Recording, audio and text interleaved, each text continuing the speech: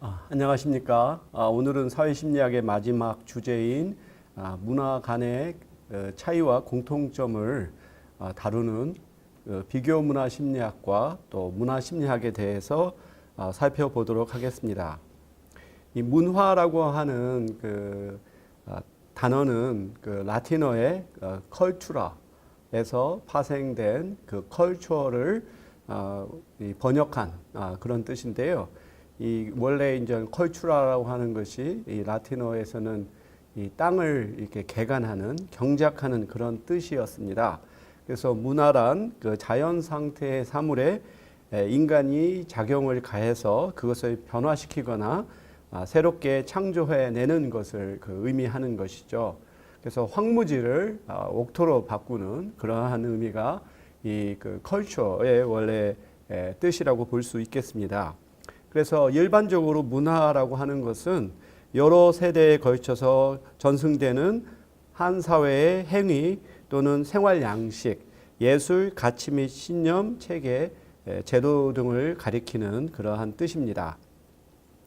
영국의 인류학자인 타일러는 그의 저서 원시 문화라고 하는 책에서 문화를 지식, 신앙, 예술, 도덕, 법률, 관습 등 인간이 사회의 구성원으로서 획득한 능력 또는 습관의 총체다라고 정의를 했습니다. 유네스코에서는 문화를 사회 또는 사회 집단의 독특한 영적, 물질적, 지적, 정서적 특징으로서 예술, 문학, 생활 양식, 가치체계, 전통, 신념으로 구성된다라고 정의했습니다. 그래서 이 문화에는 상당히 여러 가지의 차원과 또 영역이 있는 것을 우리가 알 수 있죠. 앤 스위들러라고 하는 미국의 여성 학자는 행동하는 문화라고 하는 논문에서 문화를 좀 더 색다른 관점에서 정의하고 있습니다. 이 앤 스위들러의 이 논문은 어메리칸 저널 오브 소시올로지에 이제 출판이 된 논문인데 지금껏 인용된 논문들 중에서 가장 아주 많이 인용된 논문 중에 하나라고 합니다.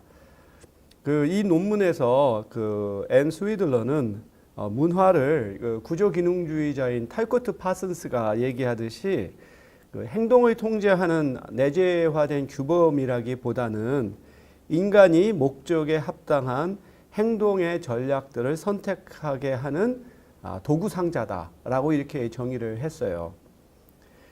이러한 개념에서 바라볼 때 가치라든지 구조라고 하는 것이 인간의 행동을 결정하는 것이 아니고 문화는 인간으로 하여금 주어진 상황에서 행동의 전략들을 구성할 수 있도록 하는 습관이라든가 기술, 양식들을 묶어놓은 일종의 레퍼토리다 또는 도구 상자다라고 할 수가 있는 거죠. 그래서 우리가 어느 한 사회 문화에서 살아가고 또 사회화 과정을 거치게 되면 그 사회의 문화를 우리 마음속에 또는 우리 몸속에 체화를 하게 되죠. 그래서 우리가 만약에 빈털터리로 다른 나라로 이주를 했다고 할 때 비록 우리 수중에는 돈도 없고 또 그 나라 언어도 모를지언정 그렇다고 해서 백지 상태로 가는 게 아니에요. 우리 머릿속에는 어떻게 자원을 동원을 해서 문제를 해결할 것인가에 대해서 우리에게 지침을 주는 가이드라인을 줄 수 있는 이 문화라고 하는 것이 이제 우리 안에 있는 것이죠. 그래서 자기가 익숙한 방식대로 새로운 환경에서 우리는 살아가는 방법을 찾아내게 됩니다. 그래서 앤 스위들러가 말한 것처럼 문화라고 하는 것이 그냥 우리가 그 사회의 규범을 받아들여서 거기에 이렇게 동조하고 순응하는 그러한 어떠한 정적인 것이라기보다 또는 사회 체제를 유지하는 그런 기능에 그치는 것이 아니고 인간이 어떤 환경에서 적응하고 살아갈 수 있도록 돕는 그와 같은 하나의 세트라고 얘기를 하는 거죠. 제가 미국에서 우리 한인들의 자영업을 연구를 했어요. 이 자영업이라고 하는 것은 한인뿐만 아니라 미국에서 이 성공적인 이민자들이 그 주류 노동 시장에서 불이익을 당하거나 또는 차별을 당할 때 그 자신 스스로의 노력 또는 가족의 자원을 동원해서 어떤 경제적 기반을 닦고 그것을 자녀 교육에 투자를 해서 자녀들이 이제 주류 사회로 진출하게 하는 데 있어서 디딤돌과 같은 역할을 했던 매우 중요한 경제 그 활동이라고 볼 수 있어요. 한인뿐만 아니라 중국인들도 있고 대표적으로 유대인들이 그리고 이러한 자영업을 통해서 중류층으로 진입하는 굉장히 중요한 하나의 통로이거든요. 그래서 제가 이제 한인들의 자영업을 연구하다 보면 한인들이 한편으로는 우리 코리아타운과 같은 곳에서도 장사를 하지만 그 로스앤젤레스의 그 사우스 센트럴이라고 하는 흑인 지역에서도 장사를 해요. 그러니까 그 지역은 상당히 범죄의 위험성도 높고 또 이 고객들의 어떤 구매력도 크지 않아서 어떤 대형 백화점이라든지 또는 백인 상인들은 들어가기 꺼려하는 곳을 한인들은 좀 위험을 감수하고 들어가게 되죠. 그래서 한인들이 이제 이런 흑인 지역에서 개발한 하나의 사업의 형태가 일종의 스왑 미트라고 하는 것입니다. 스왑 미트. 그러니까 커다란 창고라든지 버려진 백화점을 한인들이 구입을 해서 그것을 굉장히 작은 부스로 다 쪼개 가지고 그 안에서 다 장사를 하는 거죠. 그러니까 적은 자본을 가지고 자기의 하나의 부스를 만들어서 거기서 장사를 하는 거예요. 우리 한국인들한테는 굉장히 아주 익숙한 양식입니다. 예를 들어서 우리가 두타를 가보더라도 두타 건물을 우리가 소유하는 게 아니죠. 두타라고 하는 회사가 소유하더라도 거기에 있는 각각의 그 상인들은 자기의 부스를 하나 부여받아서 거기서 장사를 하는 거죠. 그런 식으로 한인들이 이런 흑인 지역에 적은 자본을 가지고 들어가면서 자파라든지 의류라든지 등등 이런 것들을 가지고 와서 이러한 흑인 고객들한테 파는데 그러면 그 한인들이 한국에서 그런 사업 경험을 있었던 사람이냐? 대부분은 사업 경험을 가졌던 사람들이 아니에요. 한국에서 화이트 칼라에 종사했던 이런 사람들이 다수인데 어쩔 수 없이 이제 장사를 해야 되죠. 그렇지만 비록 자기 자신이 직접 사업에 종사했던 경험이나 기술은 없어도 한국 사회에서는 자영업이 굉장히 일반적인 하나의 그 경제 활동입니다. 지금 우리나라에서 자영업에 종사하는 사람들의 비율을 따지면 30% 또는 40%까지도 높죠. 그래서 다른 나라에 비교해서 우리나라에서는 자영업이 굉장히 일반적인 형태고 보통 이런 게 있잖아요. 먹고 살 게 없으면 그냥 그 길거리에 나가서 리어커라도 끌고 가서 장사한다라고 하는 이런 인식이 굉장히 많죠. 그리고 또 우리가 동대문 시장이나 남대문 시장을 가보면은 호객 행위를 해요. 막 박수를 치면서 막 사람들을 막 불러 모으죠. 근데 아주 흥미롭게도 이 그 흑인 지역의 수완미트에서 한인들이 그 흑인 고객들이나 라티노 고객들을 끌어들일 때 한국에서 하던 식으로 박수를 치면서 큰 소리를 질러요. 그런 것을 볼 때 저는 상당히 한국인들이 이 자영업이라고 하는 것이 정말로 먹고 사는 일이 없을 때 정말 맨손으로 일어날 수 있는 하나의 양식이고 그것을 자기가 귀로 듣고 보고 했던 것이 새로운 환경에서 안 해보던 새로운 사업을 할 때 하나의 문화 자본으로서 작동하는구나 하는 것을 느끼게 되었어요. 바로 이 문화라고 하는 것이 하나의 고정된 사회의 규범이라든가 생활 양식에 그치는 것이 아니라 인간이 어떤 환경에 적응할 때 그의 적응을 돕는 하나의 전략으로서 활용된다라고 우리가 보다 더 적극적인 관점에서 문화를 이해하는 것이 필요하다고 생각합니다. 그래서 문화는 다음과 같은 기능을 갖고 있어요. 문제 해결 및 환경 적응의 기능이죠. 그래서 문화에 있어서의 어떤 지식이라든가 기술 이러한 측면들이 바로 이 문제 해결과 환경 적응을 돕는 기능이고 두 번째로는 가치라든가 규범, 관습과 전통은 사람들의 행동을 규제하고 그래서 사회 질서를 유지하게 하는 역할이 있죠. 우리 한국에서 어떤 그 충효 사상, 또 노인을 공경하는 사상, 이런 것들은 바로 사회 질서를 유지하게 하는데 기여한다고 볼 수 있죠. 그리고 문화는 신앙이라든지 과학이라든지 세계관을 통해서 자기를 둘러싼 세계를 이해하게 하는 하나의 렌즈를 제공한다고 볼 수 있어요. 특히 종교 같은 경우는 어떤 사랑하는 사람의 죽음과 같이 굉장히 우리가 감당하기 어려운 것을 이해하는데 상당히 도움을 주죠. 마지막으로 문화는 예술이라든가 문학이라든가 생활 양식을 통해서 어떤 미학적인 것을 추구하게 하는 그러한 기능을 갖고 있죠. 아마 지구에 존재하는 생명체 중에서 이러한 미학적인 기능을 갖고 있는 생명체는 우리 인류가 유일하지 않을까 하는 생각이 들어요. 그러니까 우리는 예를 들어서 집을 짓더라도 그냥 기능만 생각하면 그냥 그 구조를 짓고 필요한 그 시설을 만드는데 그칠 텐데 우리는 거기에 머물지 않죠. 어떻게 하면 좀 더 아름답게 꾸밀까? 그리고 또 자신의 어떤 가치관 또는 신념, 이것을 건축을 통해서 표현하고자 하는 욕구를 갖고 있죠. 그래서 문화가 이와 같은 여러 가지 기능을 수행한다라고 볼 수 있어요. 그리고 문화는 다음과 같은 또한 속성을 갖고 있습니다.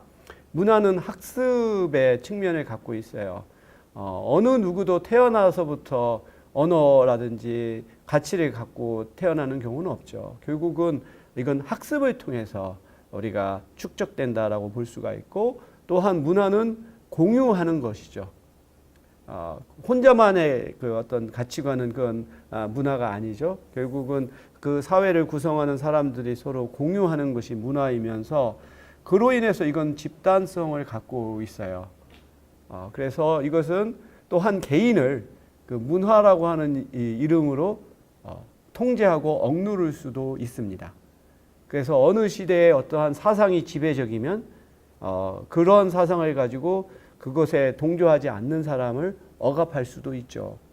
뭐 예전에 그 중세 시대 때 마녀 사냥과 같이 그 를 믿지 않는 뭐 기독교인이라든지 유대교인이라든지 무슬림들을 탄압을 했던, 이것도 바로 결국은 이 종교라고 하는 것이 개별 사람들의 그냥 그 신념이 아니라 그 집단의 하나의 그 신념이기 때문에 어느 한 개인에게 이렇게 억압적인 측면이 있을 수가 있습니다.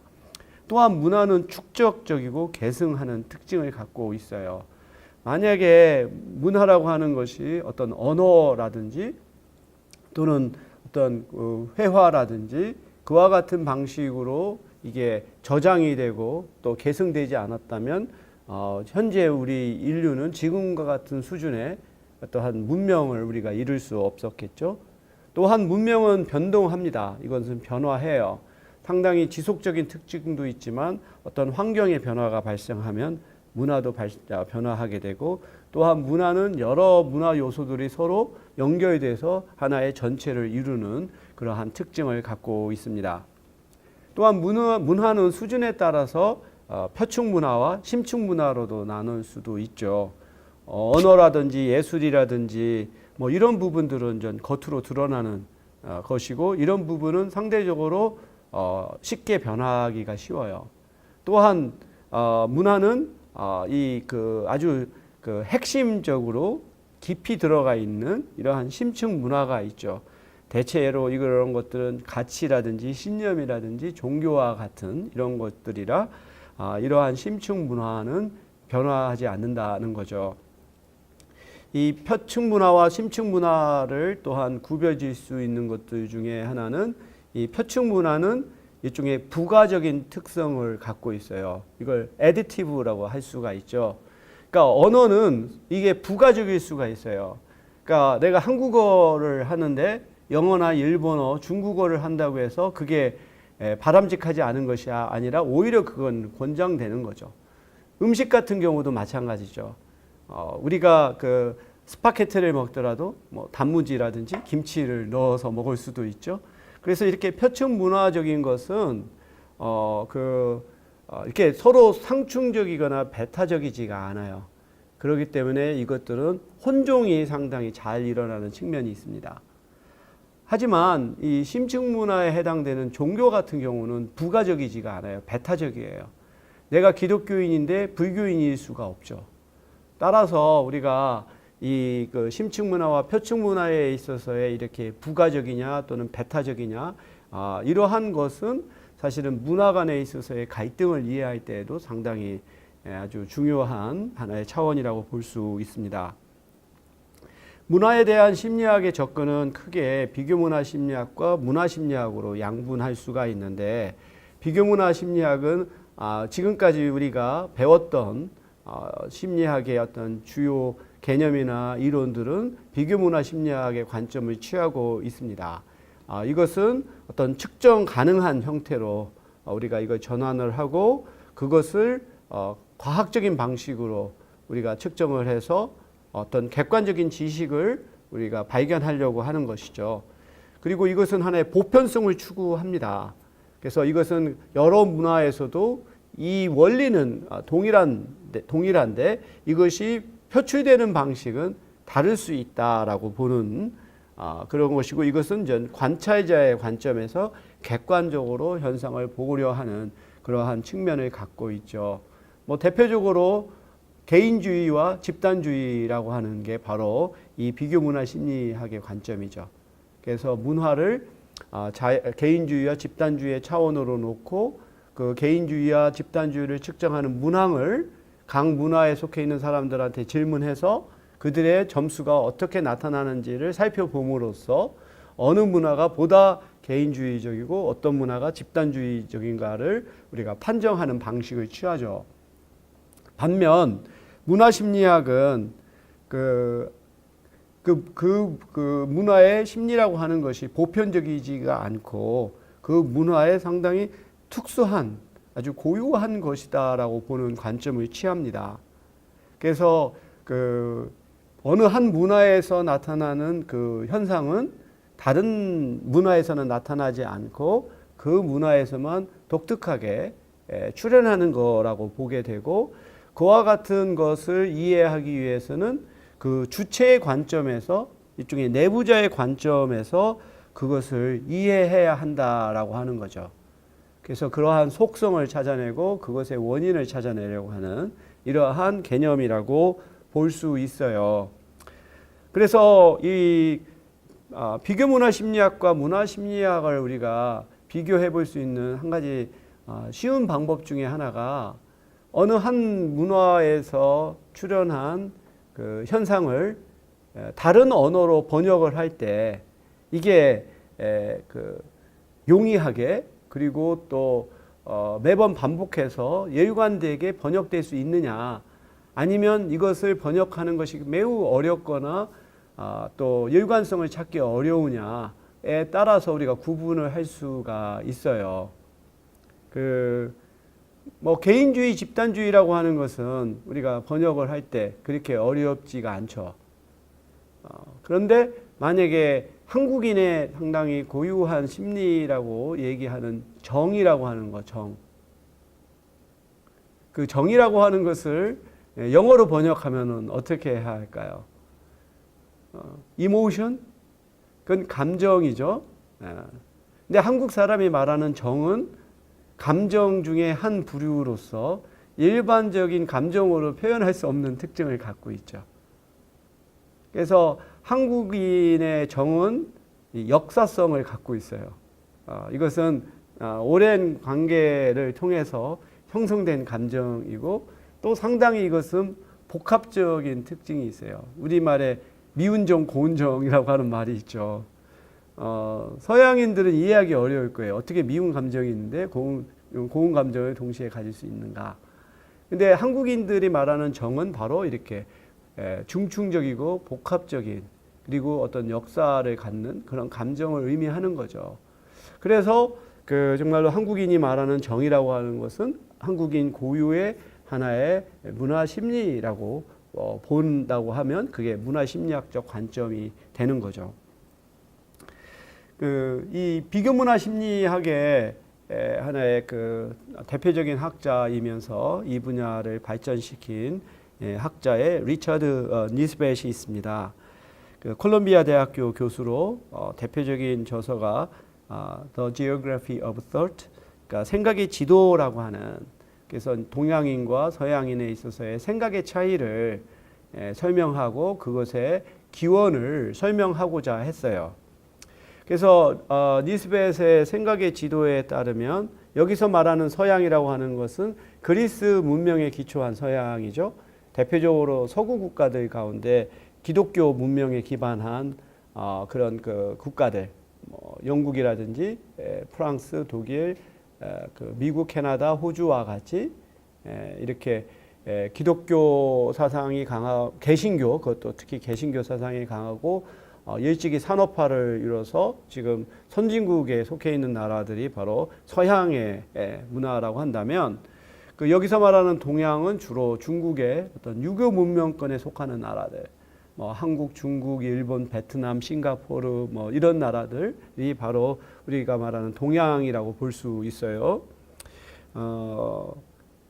그 니스벳은 이렇게 서양인과 동양인의 생각의 차이가 생태 경제학적인 그리고 정치적인 환경의 차이에 기인한다라고 보고 있습니다. 그래서 그리스는 일찍이 도시국가를 발전시켰고 그리고 해외 무역을 발전을 시키게 돼요. 그래서 새로운 문화, 새로운 문명과 자주 접촉을 하다 보니까 각 문화에서도 통용될 수 있는 하나의 보편성을 추구를 하게 되는 거죠. 반면 중국은 전제 왕권을 발전시키고 또 농업에 기반을 하고 있죠. 그래서 농업에서는 그 많은 노동력이 필요하고 많은 노동력들이 어느 시기에 집중해서 일을 할 수 있는 그러한 그 체계가 필요하게 되는 것이죠. 이러한 그 상황에서 서양의 세계관은 직선적인 사고를 갖게 된다고 하는 겁니다. 그래서 이것이 과거부터 현재에서 미래로 계속해서 나아가는 그러니까 시간이라고 하는 것이 한번 흘러가면 다시 돌아오지 않는 이러한 개념을 갖는다면 동양에서의 시간과는 순환적인 사고를 갖고 대표적인 것이 이제 불교에서 말하는 윤회 사상이 이런 것이죠. 그리고 인간관의 경우에서는 서양에서는 그 주체적인 자기가 발전했다면 동양에서는 관계적인 자기가 발전한 것으로 이렇게 보게 되는 거죠. 그래서 결국은 서구에서는 개인주의가 발전하게 되고 동양에서는 집단주의가 발전하게 되는 것이 바로 이런 것에 기인한다고 보고 있습니다. 우리 한번 이러한 우리가 헬레니즘이라고 말하는 서양의 어떤 문화, 문명의 하나의 중요한 축이잖아요. 헬레니즘과 히브리즘, 그러니까 이러한 유대 사상과 또 이러한 헬레니즘의 문화가 서구 문명을 이루는 두 가지 축이라고 한다면 그리스에서 바로 그런 헬레니즘이 시작을 하죠. 그런데 사실 그리스에서도 이 밑에 있는 크레타 섬이 이러한 헬레니즘이 처음 시작한 곳이라고 알려져 있습니다. 이 크레타 섬은 이 바로 그 터키 쪽으로 가는 이러한 페르시아 또는 중동 어떤 최초의 어떠한 농업이 발달했던 메소포타미아 지역 그런 쪽의 문화와 또 아래에 있는 이집트의 문명이 결국은 이 지중해에 서로 만나게 되는 교차점이 바로 크레타 섬이죠. 이 크레타 섬에서 바로 이러한 그리스의 문명이 시작됐던 것이 이제 이 위로 올라가서 아테네라고 하는 그러한 도시국가 그리고 밑에 손가락을 밑으로 이렇게 뻗어놓은 것이 펠로폰네소스 반도죠. 거기에 스파르타가 있죠. 그래서 스파르타와 아테네는 이 그리스의 많은 도시국가들에서의 이쪽의 맹주죠. 나머지 작은 도시국가들이 어느 쪽에 이렇게 줄을 서느냐 이런 경쟁을 벌였고 결과적으로는 아테네가 스파르타를 제압을 하고 이제 그리스를 다 지배를 하고 이제 나중에는 지중해의 많은 곳들에 식민지를 건설하는 그러한 과정을 보게 되는데요. 이 그리스는 우리가 이 지도를 통해서 보다시피 국토의 80%가 산지예요. 그러니까 농사를 지을 수도 없고 결국은 골짜기와 골짜기의 도시국가, 폴리스라고 하는 도시국가가 발전하게 돼요.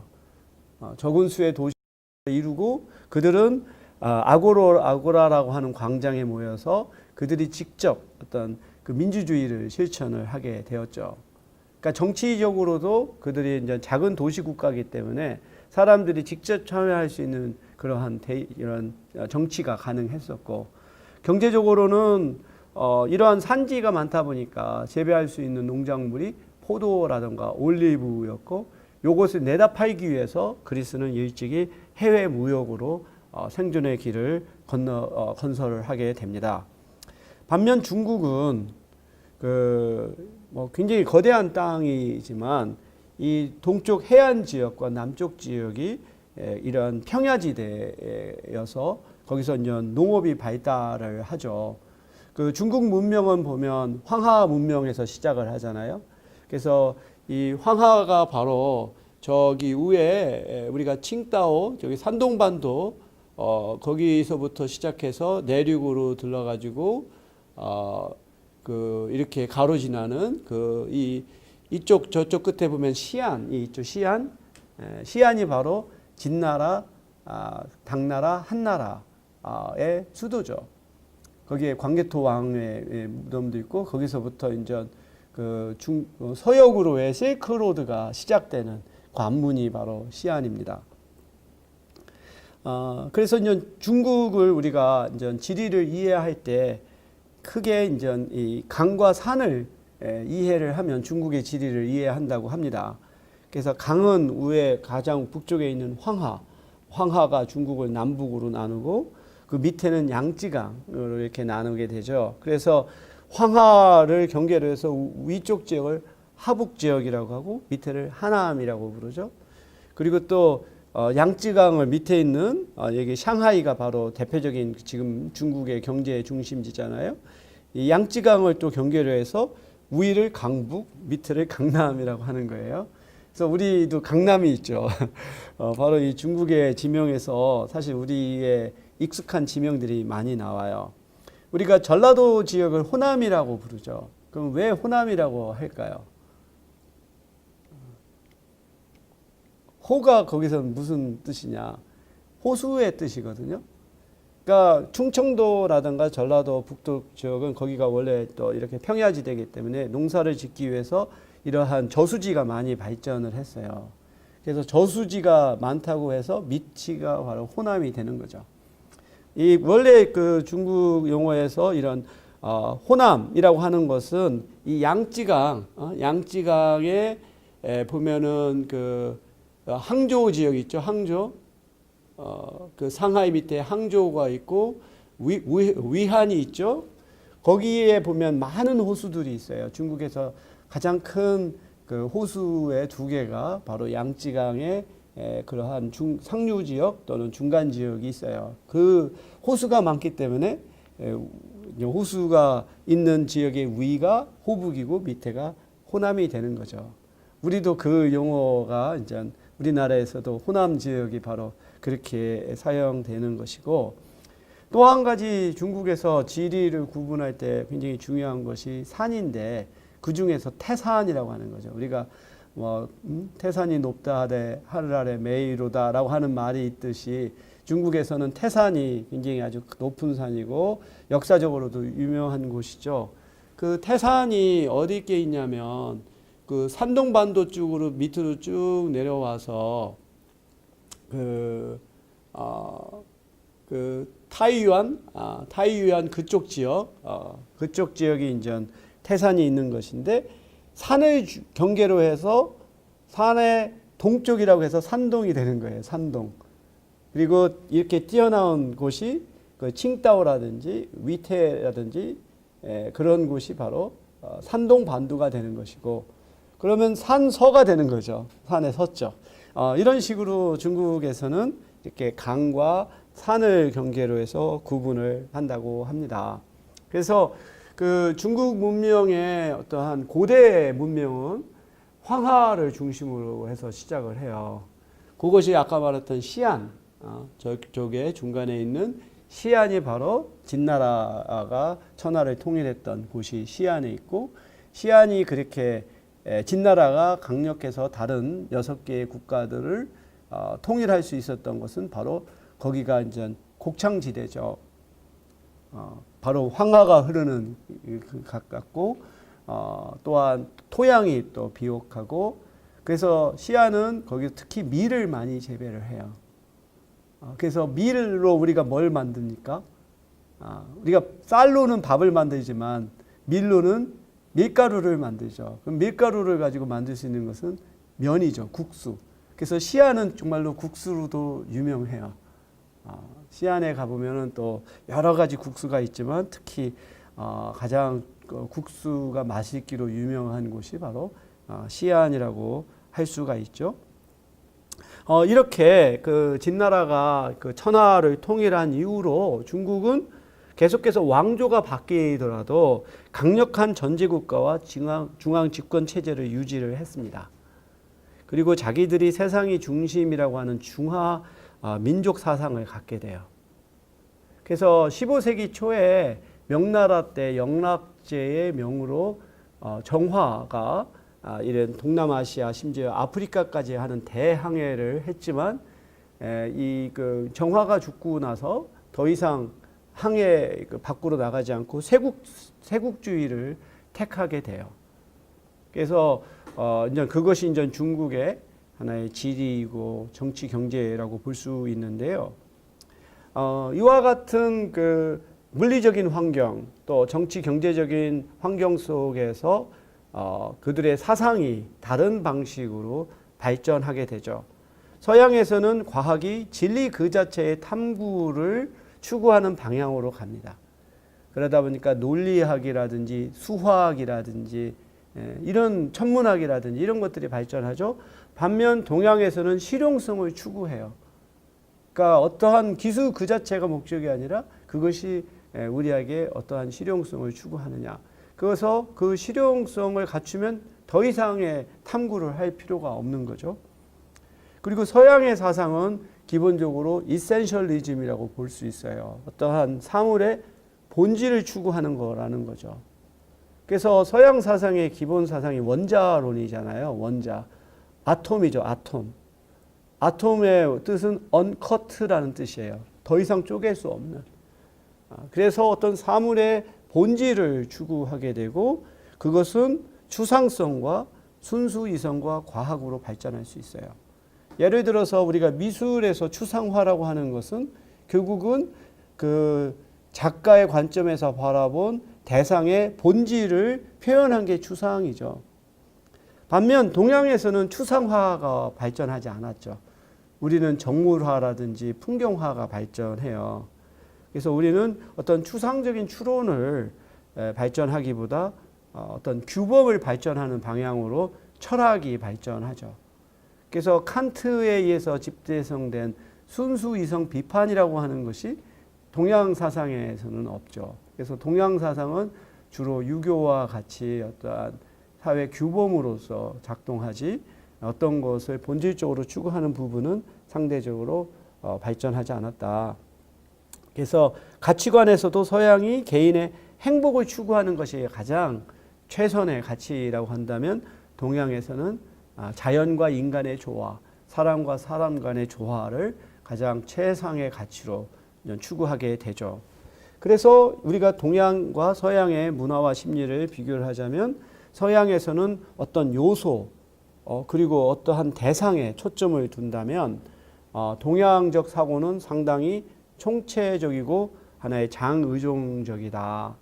그리고 사고가 서양이 추상적이고 논리적이고 어떤 모순을 배척하는 방향으로 나가서 이것이 어떤 과학과 철학을 발전시켰다라고 한다면 동양에서는 구체적이고 또 모순이 상존하는 것이 그다지 부조화로 여겨지지가 않고 이 실용성을 추구하다 보니까 어떤 기술의 발전은 가져왔어도 그것이 과학으로까지 이렇게 이어지지는 않은 것으로 보게 되죠.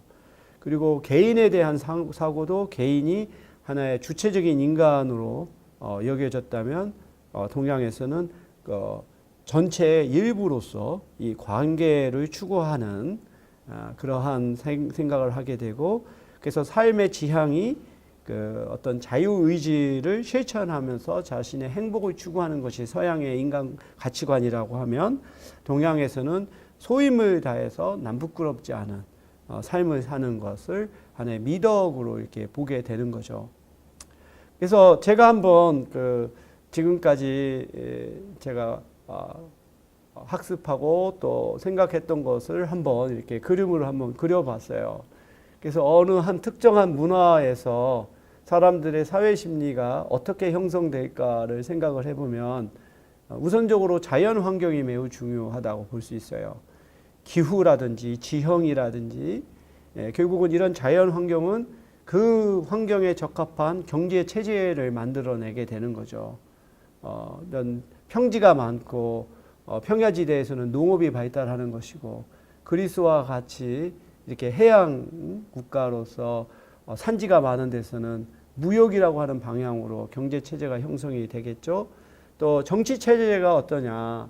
그리스처럼 도시 국가들로 구성된 데서는 민주주의가 발전할 수 있지만, 중국과 같이 어떤 절대 왕조가 있는 데서는 어떤 전제적인 그리고 중앙 집권적인 정치 체계가 나타나죠.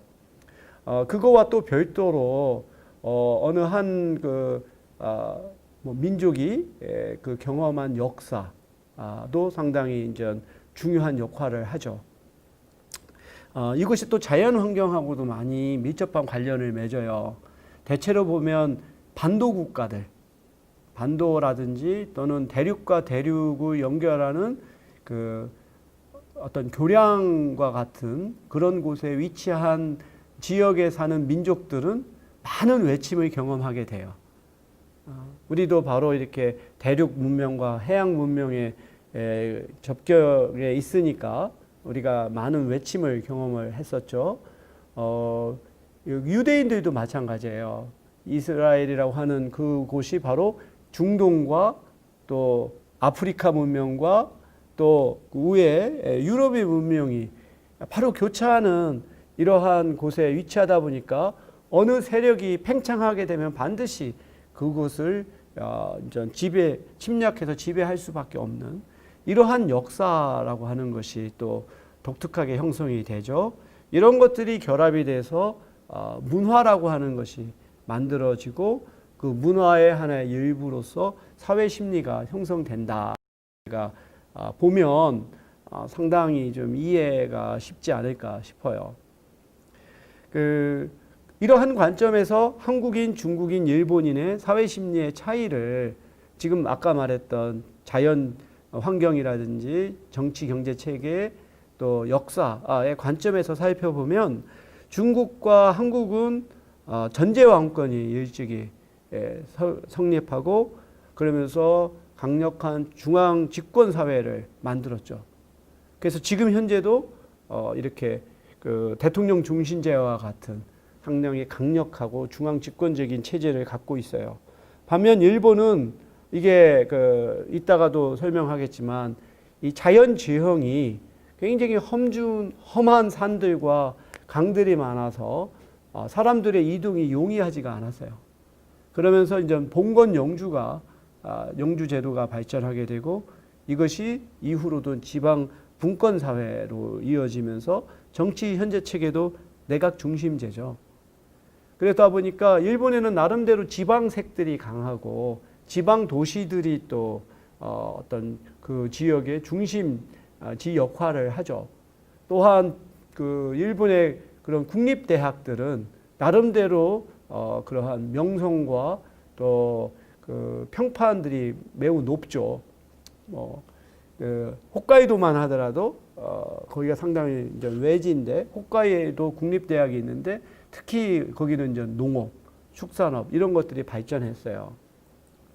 근데 우리 한국은 상대적으로 지방 대학이 굉장히 고전을 하고 있잖아요. 그러니까 서울이 거의 모든 걸 다 블랙홀처럼 빨아들인다면, 일본에서는 이렇게 지리적인 특징도 있지만 지방 분권이 발전해서 지방이 나름대로의 중심 역할을 하는 차이를 보이는데, 이것이 천년의 역사를 우리가 경험한 거예요. 1000년 동안 이렇게 서로 다른 체제를 유지하게 되면 자연스럽게 문화와 사회 심리가 달라질 수 있죠.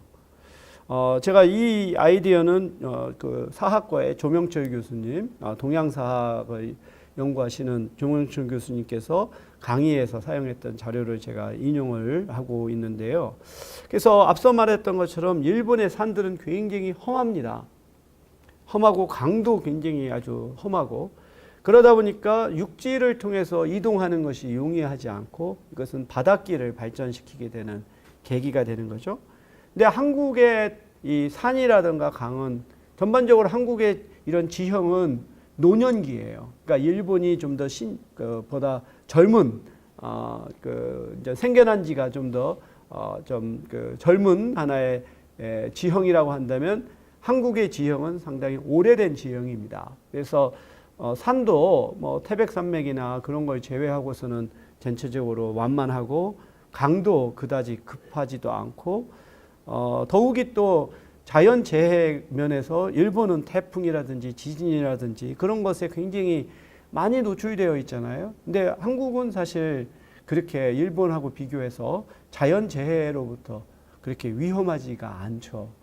그럼 항상 뭔가 이렇게 자연재해에 노출된 그러한 환경에서 살아가는 사람들과 그렇지 않은 사람들과는 그들의 사고방식에 있어서 상당한 차이가 있죠. 이와 같은 일본과 한국의 자연 환경의 그 차이는 일본이 단절, 격리, 분리, 분열, 고립. 이것은 다른 말로 해서 독립, 독자, 주체, 자립, 정체라고 하는 하나의 그 현상을 낳게 되죠. 반면 한국은 통합, 통일, 단일, 집중, 신속이라고 하는 특징을 보이게 되고, 그것은 다른 말로 하면 종속, 의존, 획일, 독점, 졸속이라고 하는 이런 것이 나오게 되는 거예요. 그러니까 아까 말했던 것처럼 우리나라는 굉장히 중앙집권 사회고, 또 지금은 교통이 발달하다 보니까 서울 수도권과 지방의 간격이 엄청 줄어들었죠. 그런 면에서는 통합과 통일이고 단일이고 집중이고 신속이에요. 하지만 이건 그 지방의 관점에서 바라보면은 종속이고 의존이고 획일이고 이렇게 되는 거죠. 그러니까 바로 이렇게 그 다른 양상의 문화 심리 현상을 낳았다고 볼 수가 있습니다. 그래서 이런 현상을 가지고 이제 한국 사회는 그래서 굉장히 변화가 빠를 수밖에 없어요. 왜냐하면은 저는 이제 변화를 설명을 할 때 어떤 그 열 전도라든지 또는 전기 전도의 예를 들어서 설명하는데, 어떠한 금속이 있는데 이 금속이 동일한 성분으로 아주 치밀하게 채워져 있으면 이것은 열이라든가 전기를 전도하는 것이 용이해요. 그게 저는 한국 사회라고 봅니다. 한국 사회는 밀도가 굉장히 치밀하면서 동질적인 속성을 가진 사람들로 구성되어 있다 보니까 어느 한 군데서 시작된 변화가 그 다른 영역까지 전달되는데 굉장히 빠르게 되는 거죠.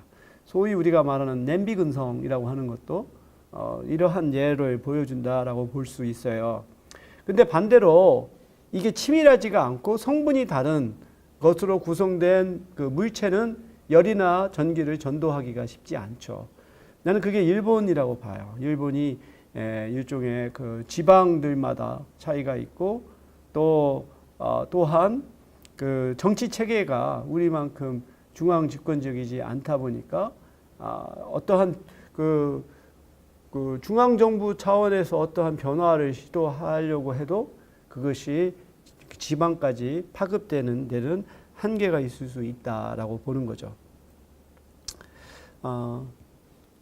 우리가 이제 비교 문화 심리학과 또 문화 심리학에 아까 구분이 있다고 했는데, 문화 심리학이라고 하는 것은 앞서 말했던 것처럼 어느 한 문화의 심리라고 하는 것이 그 문화의 독특한 환경과 맥락에서 출현한다라고 하는 거죠. 그래서 어떠한 보편적인 현상을 비교하는 것이 목적이 아니고 어느 한 특정한 문화권 안에서 어떠한 문화가 출현하는지, 어떠한 심리가 출현하는지를 연구해야 한다라고 보는 거죠.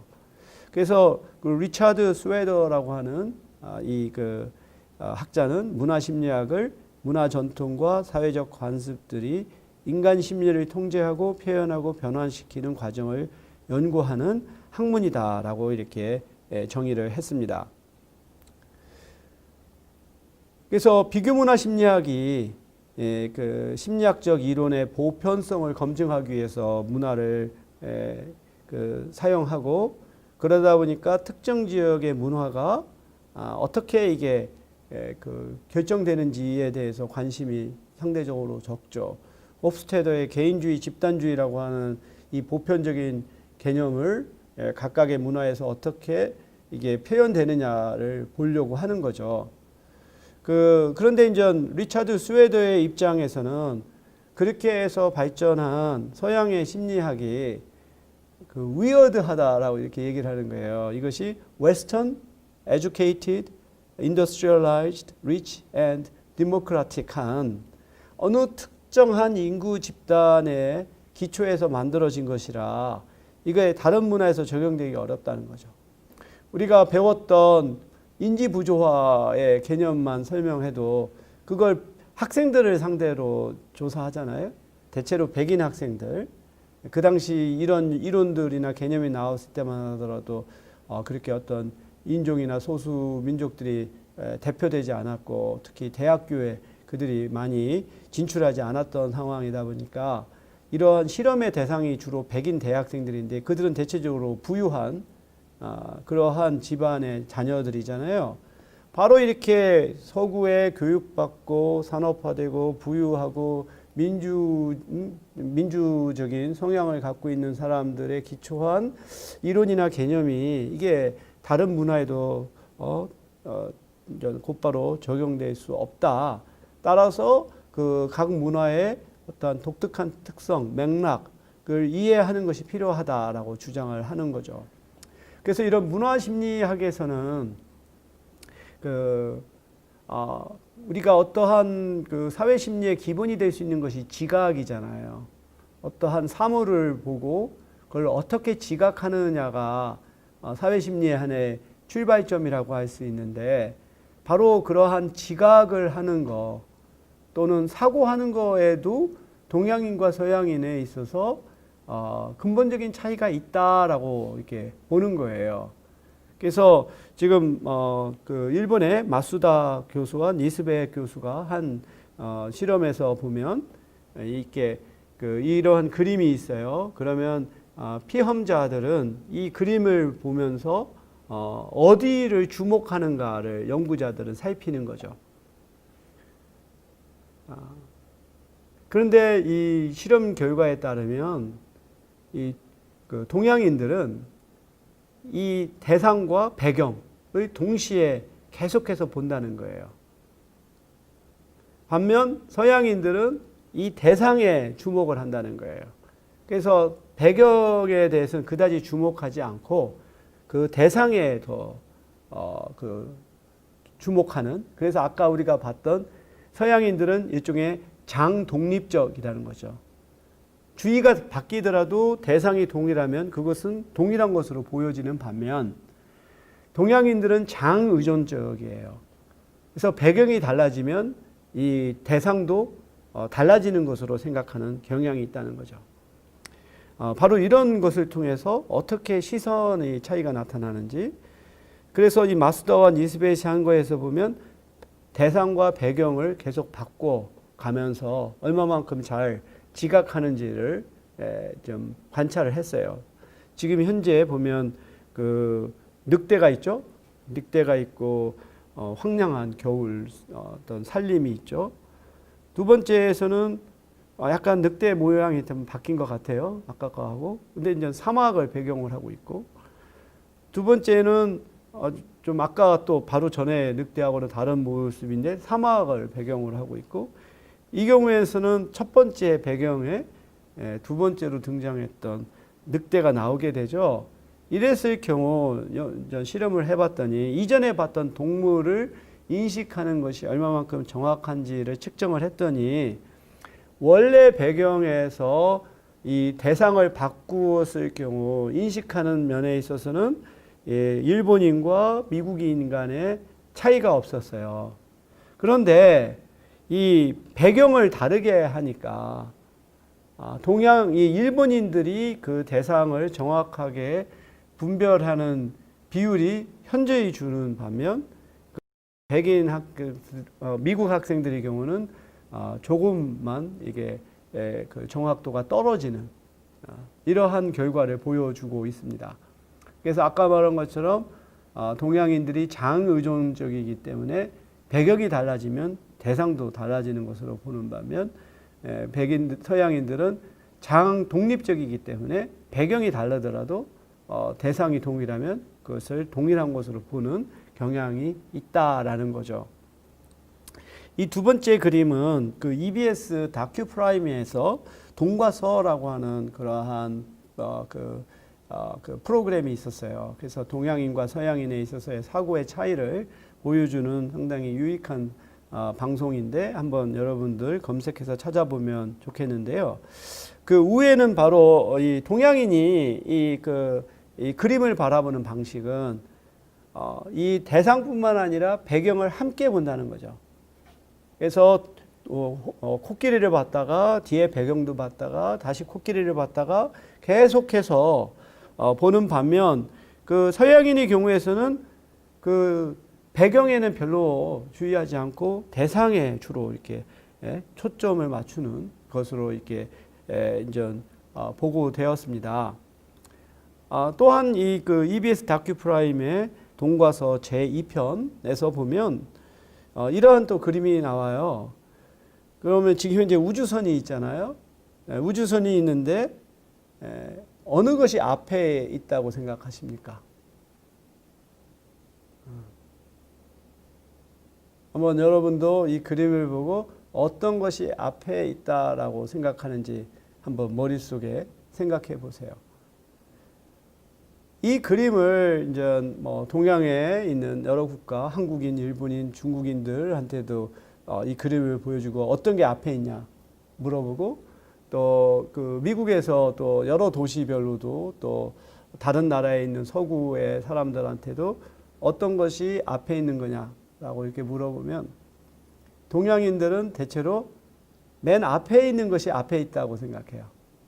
크고 앞에 있는 것이 이 앞에 있는 거로 보는 반면 이 서양인들은 그 위에 있는 거, 작은 것이 앞에 있는 거라고 생각을 해요. 혹시 여러분은 어떠한 유형에 속했는지 굉장히 그게 아주 큰 차이가 나타난다는 거죠. 그러면 왜 우리는 같은 그림을 보고도 우리 동양인들은 앞에 있는 것이 앞에 있는 거라고 보는 반면 서양인들은 저기 위에 있는 것이 앞에 있는 거라고 생각을 할까요?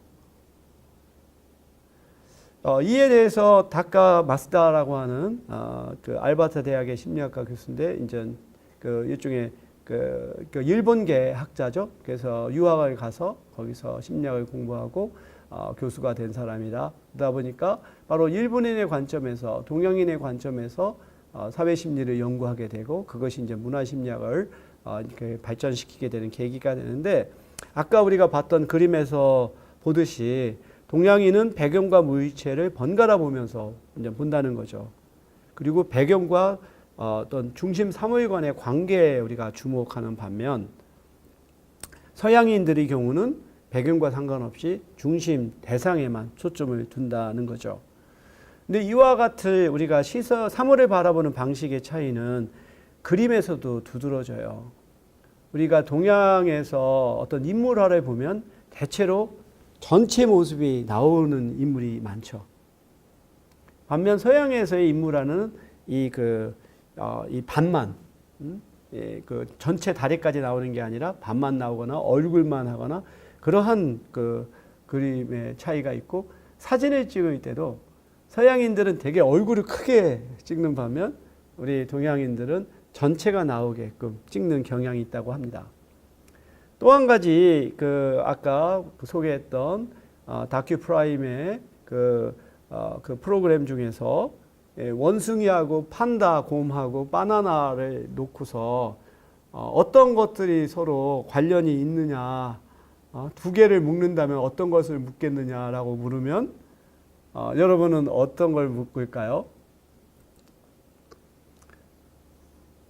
동양인들은 대체로 원숭이와 바나나를 묶어요. 반면 서양인들은 원숭이와 판다를 묶습니다. 서양인들이 원숭이와 판다를 묶는 것은 그들이 동물이라고 하는 속성에 기초해서 묶는 거죠. 네, 동양인들은 원숭이와 바나나를 묶는 것은 둘 사이의 관계에 주목을 해서 원숭이가 바나나를 좋아하니까 라고 이렇게 묶는다는 거죠. 여기에서 이제 입장이라고 하는 것이 나와요. 입장. 바로 하나의 장의 관점에서 사물을 바라보는 그 경향을 보인다는 거죠. 그러니까 앞에 우리가 우주선이 있었을 때 바로 우주선의 관점에서 우리를 보니까 우리에 가까운 것이 앞에 있게 되는 거죠. 반면 서양인의 관점에서는 자기가 중심이 되기 때문에 자기의 관점에서 멀리 있는 게 이제 멀리 앞서 있는 것이죠. 바로 이렇게 우리가 사물을 바라보는 데서도 차이가 나타난다라고 하는 것을 실험을 통해서 보여주고 있습니다. 그래서 서양인은 개체를 중시하는 사고를 갖고 있어요. 그래서 이 개체들이 모인 것이 하나의 집합이다 라고 하는 관점을 갖는다면 동양인들은 이 전체라고 하는 것이 마치 하나의 덩어리와 같아서 각각의 개체는 그것의 한 부분으로 보는 그러한 사고를 우리는 갖게 되는 거죠. 또 한 가지 다큐 프라임의 프로그램에서 명사로 세상을 보는 서양인과 동사로 세상을 보는 동양인이라고 하는 또 이 에피소드가 있어요. 그래서 서양인 엄마와 동양인 엄마가 아이와 함께 놀 때 어떠한 단어를 많이 사용하느냐를 관찰을 했더니 서양인 엄마는 명사를 많이 사용한다는 거죠. 반면 동양인 엄마는 동사를 많이 사용한다는 거예요. 그러니까 소꿉놀이를 하더라도 서양인 엄마는 이게 뭐야? 이게 뭐야? 이런 식으로 어느 하나하나의 그 사물들을 이 아이가 지각할 수 있도록 하는 반면 동양인 엄마는 이거 가지고 뭐 해? 또는 이게 이게 또 어떤 예가 있을까요? 이거 가지고 뭐 해? 또는 이거 어떻게 사용해?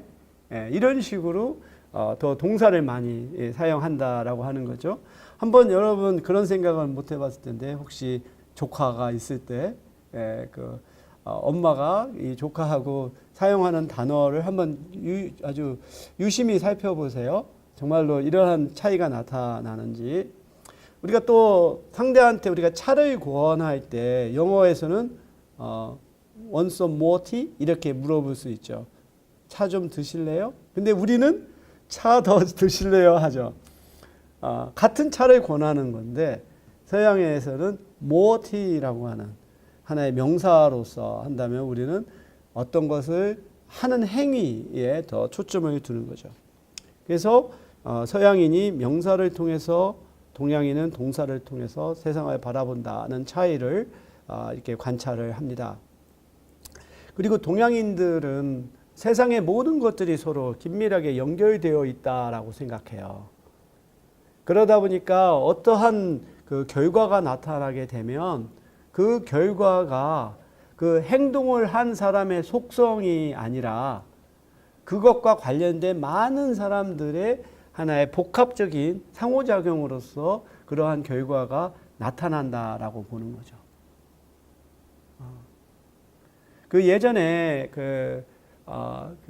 버지니아 테크라고 하는 대학에서 우리 10.5세 한국계 미국인이 아마 이름이 조승희인가 했던 걸로 기억이 되는데 총기 사고를 일으켰어요. 그래서 많은 학생들이 총기 사고로 목숨을 잃었는데 우리 한국에서는 그때 난리가 났어요. 그러니까 1.5세라 우리하고 관련이 있다라고 생각하고, 그래서 워싱턴 DC의 총영사가 신문에다가 죄송하다는 또 글도 올렸어요.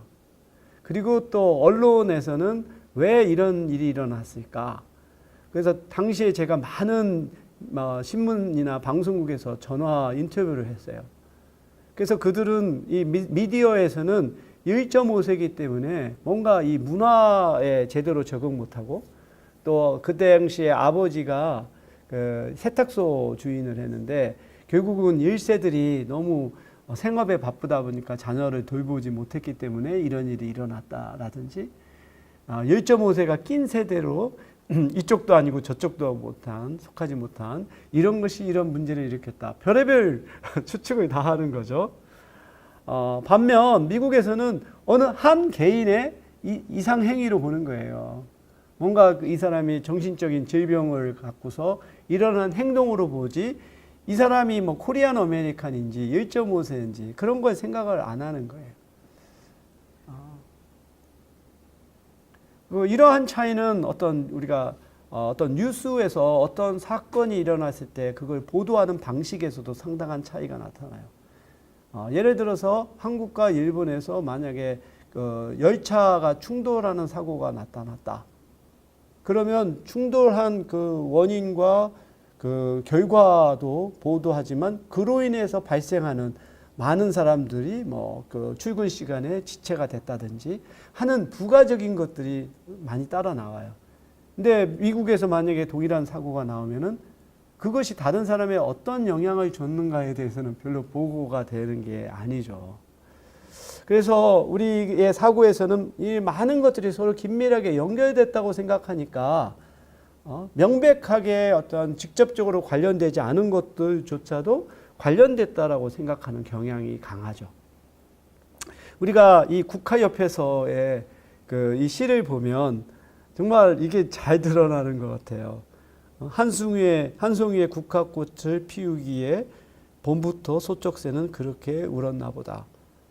한 송이의 국화꽃을 피우기에 천둥은 먹구름 속에서 또 그렇게 울었나 보다. 그립고 아쉬움에 가슴 조이던 먼 젊음의 뒤안길에서 인제는 돌아와 거울 앞에 선 내 누님같이 생긴 꽃이여. 노란 내 꽃잎이 피려고 간밤에 무서리가 저리 내리고 내게는 잠도 오지 않았나 보다. 우리가 학교 다닐 때 많이 읽었던 시죠. 정말로 국화꽃이 하나 피는데 얼마만큼 오랜 시간에 많은 것들이 서로 상호작용돼서 이러한 결과가 돌아왔는가라고 하는 것이, 그리고 자기 누님을 바라보는 시각도 정말로 굉장히 복잡하죠.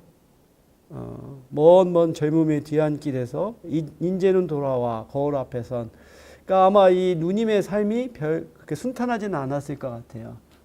그리고 이렇게 평범한 삶은 아니었을, 그러한 여러 가지의 어려움과 질곡의 삶을 거쳐서 이제 돌아온 그 누님의 삶처럼 이 국화꽃도 결국은 많은 어려움, 시행착오, 이런 것들의 결과로서 이렇게 꽃이 피운 것이라고 보는 이러한 것들이 우리의 한국인을 포함한 동양인들의 사고에는 여전히 남아 있어요. 그래서 우리는 어떠한 것을 바라볼 때 그것을 그 사물의 속성이나 본성으로만 보기보다 그것과 관련된 것들의 하나의 상호작용의 결과로 보는 경향이 강하죠. 그러다 보니까 우리 한국인에게는 밴덤 효과라고 하는 게 굉장히 강하다고 해요. 그러니까 밴덤 효과는 뭐냐면은 직접적으로 그것이 관련되지 않았는데 마치 그것이 관련된 것으로 생각하는 그런 것이 밴덤 효과인데, 가장 손쉬운 예가 점이에요. 점. 가서 무속인을 만나서 보면은 아이고 우환이 있어서 찾아왔구만 하면은 우리는 어떻게 그걸 알지? 아니 우환이 있으니까 점을 보러 왔죠. 그리고서 또 하는 말이 아, 남편이 속을 썩이는구만. 왜냐하면 그 온 사람의 나이가 한 40, 50대 되고 그러면은 뭐 남편이 여러 가지로 속을 썩일 수 있겠죠. 그리고 뭐 동쪽에서 귀인이 오면은 일이 풀릴 거야 라든지. 그러니까 이렇게 우리는 어떤 것에 직접적인 것이 원인이 아님에도 불구하고 뭔가 이렇게 연결이 될 수 있다라고 생각하는 이런 경향들이 강한 거죠. 바로 이런 것들이 불교에서는 연기라고 불려요. 연기. 수많은 인과관계를 연기라고 부르는데 이것을 영어로 번역하면 arising이 돼요. arising. 이것은 동적인 행위죠. 하지만 이걸 서양에서는 arising이 아니라 being에 더 주목을 하는 거예요. 어떤 존재 자체. 그래서 앞서 말했던 것처럼 동양인들이 모든 사물의 인과관계가 복잡하게 연결되어 있다라고 생각하고 결과에는 많은 원인들이 있다라고 보는 거죠. 반면 서양인들은 현상의 원인은 사물의 내부와 속성이 있다라고 보는 거예요. 그래서 어떤 사람이 친절한 행동을 하면 그는 친절함이라고 하는 kindness라고 하는 속성을 갖고 있기 때문에 그렇다고 하는 거죠. 하지만 동양인은 그 상황에 따라서 사람이 친절할 수도 있고 그렇지 않을 수도 있다라고 생각하는 그런 차이를 보입니다. 그래서 서양인들의 사고는 분석적인 사고로 이게 나아가게 돼요. 그래서 사이언스라고 하는 단어는 그 샌단이라고 하는 단어에서 기원을 해요. 이것은 to divide, separate. 뭘 쪼갠다는, 구분한다는 것이에요. 그래서 서양의 어떠한 뭐 우리 사회과학도 마찬가지예요. 자연과학은 더 말할 것도 없고 우리 사회과학이 어떤 과학을 하는 방식이 어떻습니까? 현상을 관찰하죠. 관찰한 다음에 우리가 하는 행동이 뭡니까? 분류하잖아요. 카테고리로 분류하는 거예요. 서로 비슷하다고 생각하는 것은 이 그룹으로 묶고 이것을 다른 거라고 생각하는 것과 구별을 하죠. 그러면서 패턴을 찾아내고 규칙성을 찾아내는 거예요. 그래서 기본적으로 뭐 자연과학뿐만 아니라 사회과학, 서양적인 사고과학은 이렇게 분석적인 사고라는 거죠. 그러면서 이 그리스의 조각상을 보면 황금 비율이라고 하는 게 있잖아요. 우리가 뭐 팔등신 같은 거 또는 우리가 쓰는 그 이 명함도 이게 황금 비율이라고 하죠. 그래서 사물은 어떠한 비율을 잘 갖췄을 때 아름답다라고 여기는 거예요. 근데 이러한 레이쇼가 리슨으로 이렇게 발전하게 돼요.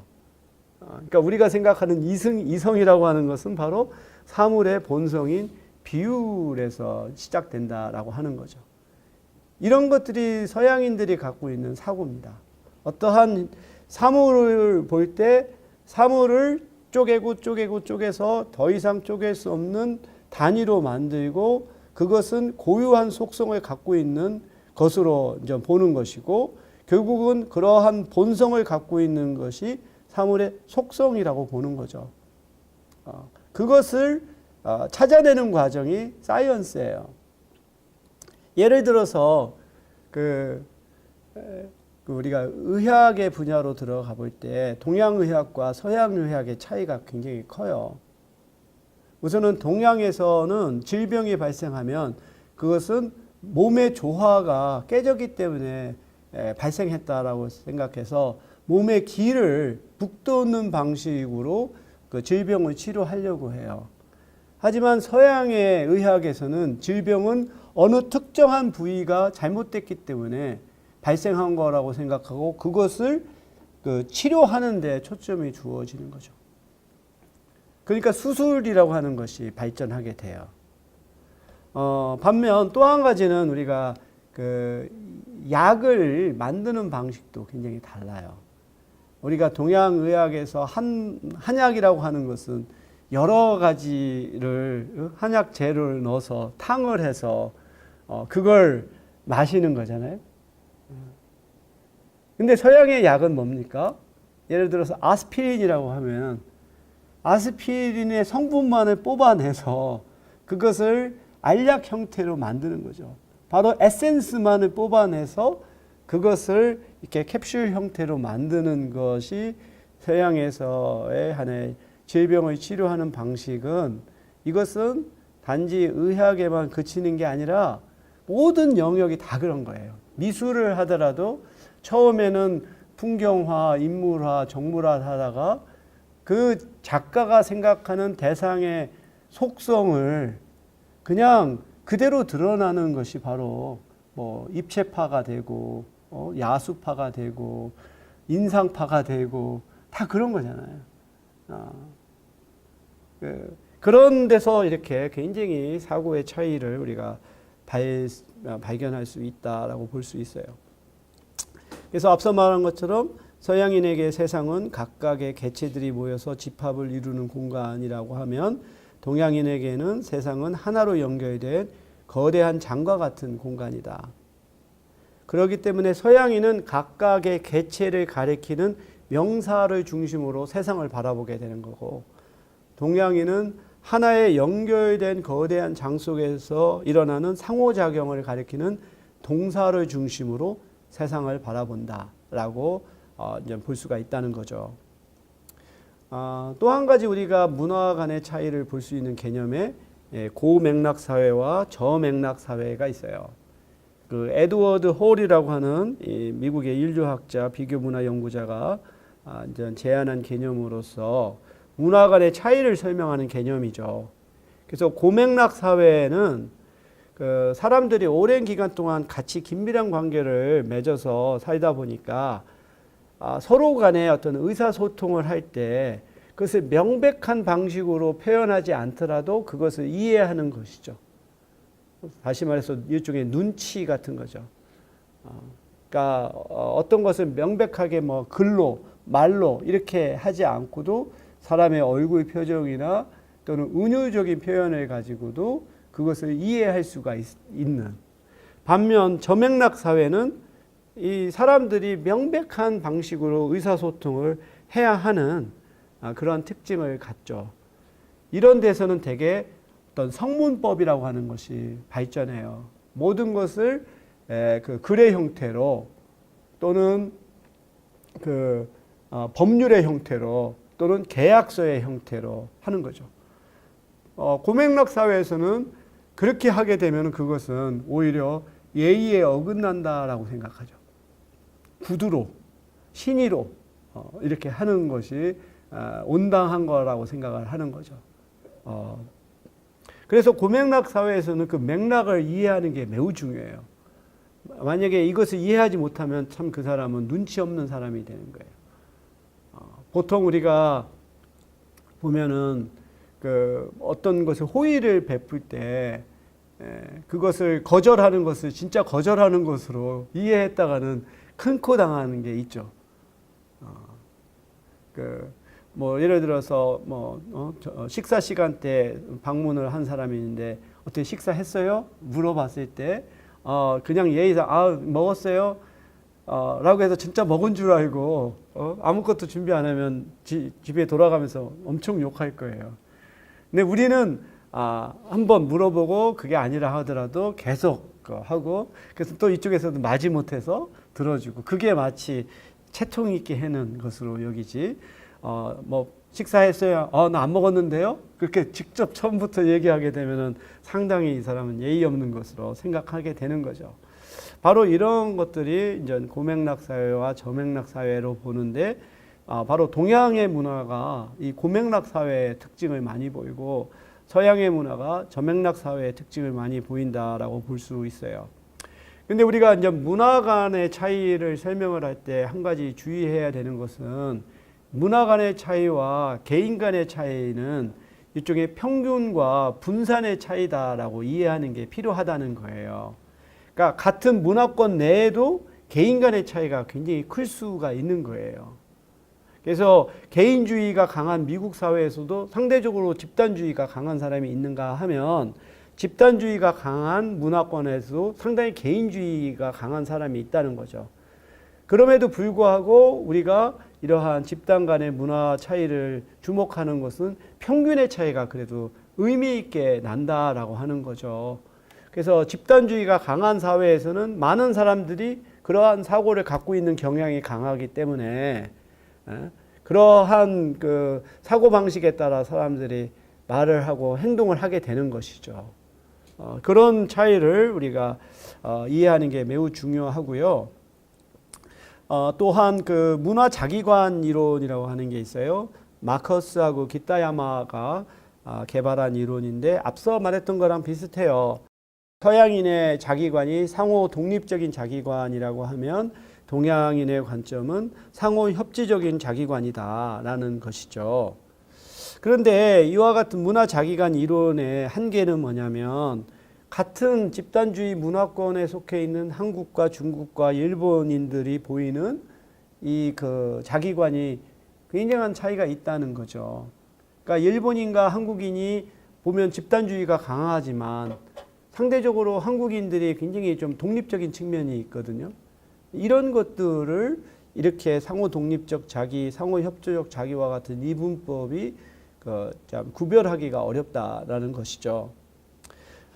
이런 문제를 이누미야 요시유키라고 하는 학자가 이제 대안적인 자기 문화 자기관을 제안을 합니다. 이누미야 요시유키는 일본의 히토츠바시에서 법학을 공부하고 고대 심리학과에서 석사 박사를 한 분이에요. 그래서 이누미야 요시유키는 또 책을 대중교양서를 최근에 냈는데 책 제목이 주연으로 살아가는 한국, 조연으로 살아가는 일본이라고 해서 한일 간의 문화 심리를 비교하는 책을 썼어요. 그 책의 한 챕터가 이노무 요세키라고 이렇게 하는 챕터가 있어요. 그러니까 자기 이름을 한국인들이 조금 더 쉽게 암기하기 위해서 이노무 새끼 이렇게 이누미야를 이놈하고 요시유키를 요세키 이렇게 해서 어떻게 보면 셀프 디스 같은 것이긴 하지만 훨씬 더 이해하기 쉬울. 그래서 상당히 일본인이면서 한국인의 사회문화 심리를 잘 아는, 그래서 양쪽의 문화를 자기가 알기 때문에 그러한 이론을 개발을 할 수가 있죠. 그래서 이 이누미야 요시유키가 개발한 이론에서는 주체성, 대상성, 자율성이라고 하는 세 가지 차원을 가지고 한국, 중국, 일본인의 어떤 자기관을 비교를 했습니다. 그래서 이 자율적인 자기는 사회적인 맥락에서 독립된 굉장히 자율적인 존재로서 자기를 바라보는 거죠. 그 다음에 주체성적인 자기는 자기가 사회적인 영향력을 미치는 중심적인 존재로서 자기를 보는 거죠. 대상성적인 자기는 상대의 관점에서 자기를 보고 사회적인 영향력을 수용하는 존재로서 보는 거죠. 그래서 아까 이누미야 요시유키가 말했던 주연으로 살아가는 한국, 그래서 한국인은 굉장히 주체성적인 것이 강한 거예요. 그래서 한국 사람들은 자기가 하지 않으면, 자기한테 마음에 들지 않으면 아무 소용이 없어요. 뭐든지 자기 중심적인 측면이 강합니다. 반면 일본인들은 남한테 폐를 끼치지 않고 남과 좀 더 조화를 이루려고 하는 그러한 특징이 강하죠. 뭐 다 장단점이 있다고 볼 수 있어요. 이렇게 자율성과 주체성이 강한 사람은 그 변화에 대응하는 정도가 굉장히 빠릅니다. 어떤 변화가 있을 때 그거에 자기가 어떤 스스로 결정을 내리고 그에 따라서 어떤 전략을 수정하는 면에서 굉장히 빨라요. 반면 대상성에 자기가 강한 사람들, 뭐 일본인을 예를 들자면 이 변화에 대처하는 게 느리고 자기 스스로 결정을 내리기가 어려워요. 그러다 보니까 일본인들은 회의를 굉장히 많이 한다고 합니다. 별거 아닌 것들 가지고 회의도 하고, 그 이유는 책임을 지고 싶지가 않아서. 근데 우리는 상대적으로 그런 결정을 내릴 때 굉장히 과감하게 내리고, 이제 그런 부분들이 최근에 한국과 일본의 어떤 기업의 어떠한 변화 양상에서도 일본은 마치 갈라파고스 증후군처럼 과거 자기들이 발전했던 기술에서 계속 안주하는 반면 한국인들은 빠르게 이러한 환경 변화에 대응하는 면에서도 그러한 차이가 드러난다라고 볼 수 있을 것 같아요. 그래서 이것을 실험 조사를 해보면 한국과 중국이 일본인들보다 주체성이 높고 자율성 면에서도 한국과 중국인이 일본인보다 높고 반면 대상성 면에서는 일본인이 한국인과 중국인보다 더 높은 것으로 나옵니다. 그래서 한국인은 사회적 맥락에서 자신의 영향력을 발휘하고자 하는 경향이 강해요. 그리고 자신의 가치를 굉장히 높게 평가하고 타인과 자신의 목표가 충돌할 때 자신의 목표를 지향하는 경향이 강하고 남들로부터 인정받으려고 하는 욕구도 강하고 대인관계에서 남한테 이끌려가기보다 자신이 주도하기를 바라는 이러한 측면이 굉장히 강하다고 보는 거죠. 그래서 한국인들은 자신을 굉장히 실제보다 높게 평가하는 경향이 강해요. 그래서 굉장히 한국인들이 자기 가치관이 굉장히 높다라고 하는 거죠. 이런 부분에서 우리 한국인들은 굉장히 긍정적인 환상을 갖고 있어요. 뭐 잘 될 거야 라고 하는 미래가 굉장히 암울해도 뭔가 그래도 잘 될 거라고 하는 생각도 강하고 또 그러면서 또 비현실적인 낙관성도 강해요. 이게 소위 말해서 안전 무감증이 되는 거죠. 뭐 설마 하는 이런 생각들도 강하고 또 자존심도 강하고 문화적 행위로서 우쭐과 핑계에도 강한 이런 측면이 있다고 합니다. 그러면 왜 이러한 한국인들의 주체적이고 굉장히 높은 자긍심 이런 부분은 또 한편에서는요 신분 상승에 대한 욕구를 굉장히 강하게 추동하는 또 힘이 있어요. 그래서 그럼 한국인들이 이러한 자기관 형성은 첫 번째가 저는 사회 문화적인 배경에도 원인이 있다는 거죠. 한국의 문화는 어떤 사적인 관계망을 중심으로 일종의 확대된 가족주의라고 하는 그러한 측면이 있고 그러다 보니까 어떠한 그 가족이라든가 연고가 중심이 되고 어떠한 뭐 사회든 조직이든 공적인 것들은 일종의 부차적인 것이 되는 굉장히 자기 중심적인 이러한 사고가 강한 거죠. 다른 사람의 관점에서 이런 것을 좀 뭐라고 할까 공적으로 또 객관적으로 보는 것이 상대적으로 부족한. 그리고 또 한 가지는 한국의 계층 구조와 신분 상승의 가능성에서 크다고 봐요. 우리의 역사를 보면 조선시대 중엽부터 신분제가 실제로 와해가 되고 일제 강점기, 해방 후의 토지개혁, 한국전쟁 이런 것들을 경험하면서 그 과거의 질서가 다 해체가 되고 어떤 굉장히 수평적인 그리고 유연한 계층 구조를 형성을 했다라고 하는 겁니다. 그래서 1960년대에 한국이 어떠한 경제 성장을 할 때 잘 살아보세요라고 하는 슬로건이 많은 한국인한테 공감을 준 이유가 다 같이 못 살았기 때문에 이런 것들이 가능을 했던 것이죠. 그러다 보니까 우리 한국인들은 굉장히 평등의식이 강해요. 너하고 나하고 차이가 뭐냐 라고 하는 이것은 한편으로 보면 모든 사람들이 다 교육을 통해서 또는 부자가 돼서 하고자 하는 쪽으로 나아가게 되는 그러한 측면을 낳게 되죠. 일본의 경우는 상대적으로 그렇지 않죠. 봉건제도의 영향이 있고 또 어떤 직업 같은 면에서도 대대로 직업이 계승이 되고 우리처럼 그렇게 어떤 평등사상, 신분 상승의 욕구 이게 강하지 않죠. 이런 것들은 우리가 대학 진학률을 비교해 보면 금방 드러나요. 우리나라에서는 고등학생들 가운데 한 90%가 대학 진학을 한다면 일본의 경우에서는 50% 정도밖에 대학 진학을 안 하거든요. 그러니까 우리는 누구나 다 노력하면 성공할 수 있다라는 생각을 갖고 일본의 경우에서는 이거는 뭐 타고난 대로 된다는 거죠. 그리고 또한 자녀 양육 방식에서도 우리가 원인을 찾아볼 수가 있겠습니다. 그래서 우리나라의 어머니는 자녀를 기를 때 굉장히 책임감이 강하고 적극적인 아이, 그래서 주체성적이 주체성이 강한 아이로 기르려고 그래요.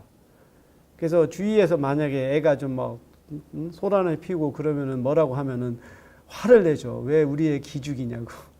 어?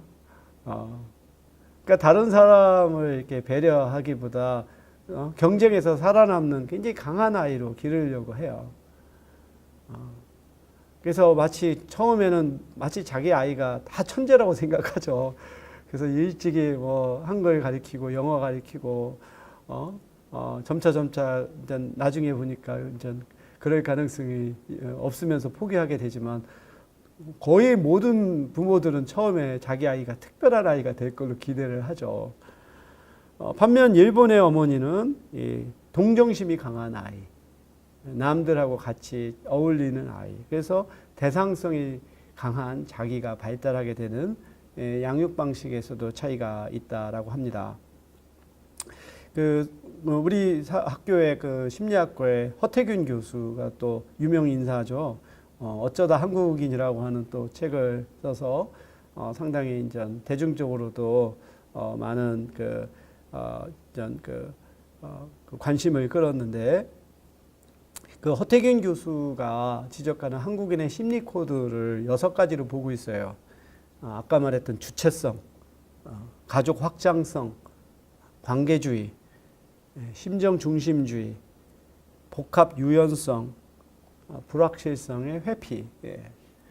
특히 여기서 이제 복합 유연성이라고 하는 것이 아까 우리가 모순되는 것을 그냥 인정하는 거죠. 그러니까 모든 것이 서로 연결되어 있다라고 생각하기 때문에 어떤 것을 흑백으로 구분하지를 않아요.